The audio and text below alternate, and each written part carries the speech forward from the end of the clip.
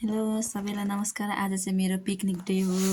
आज म घरबाट निस्किँदाखेरि त्यस पछाडि मैले सुन्दा मिसलाई बोलाउनु बिर्सेछु अनि एकछिन वेटिङ गऱ्यौँ।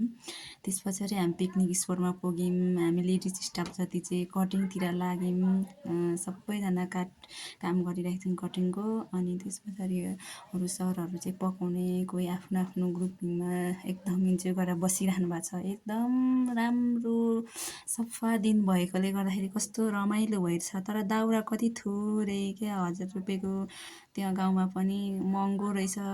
अनि पकाउन हाम्रो त दाउरा सकिहाल्यो। अनि कटिङ सकेर हामी चाहिँ खानुभन्दा पनि पहिला नि पाक्दै पाकेन दाउरा सकिहाल्यो। त्यसपछि हामी दाउरा लिनु गयौँ सबैजना। जङ्गल नजिकै थियो, दाउरा धेरै पायौँ अनि बोकेर सबैजना दाउरा लिएर आयौँ। दाउरा लिएर आएपछि सबैजना मासतिर घुम्नु जानुभयो। अनि म चाहिँ अल्छी लागेर गइनँ। यसपालि हिँड्नु अल्छी लाग्यो, सधैँभन्दा अलिक नरमाइलो लाग्यो, त्यही भएर गइनँ। त्यही भएर अचार बनाउँदै बसेँ।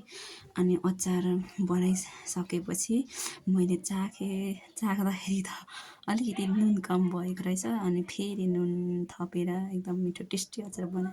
फोटो चाहिँ जम्मा खिच्नु पाएन, थोरै भिडियो चाहिँ यही जम्मा एउटा बनाइयो दाउरा लिन जाँदाखेरि। अनि फोटो थोरै खिच्यो, फोटो जम्मा थोरै खिच्यो, एउटा दुईवटा अनि त्यही खिचेको, 3टा यति मात्रै खिचेको।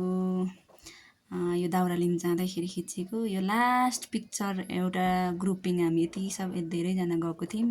त्यस पछाडि पनि एउटा खिचेँ मैले हिँड्ने बेलीमा। त्यस पछाडि एउटा हामी 4जनाले खिच्यौँ। अनि सक्यो, धन्यवाद।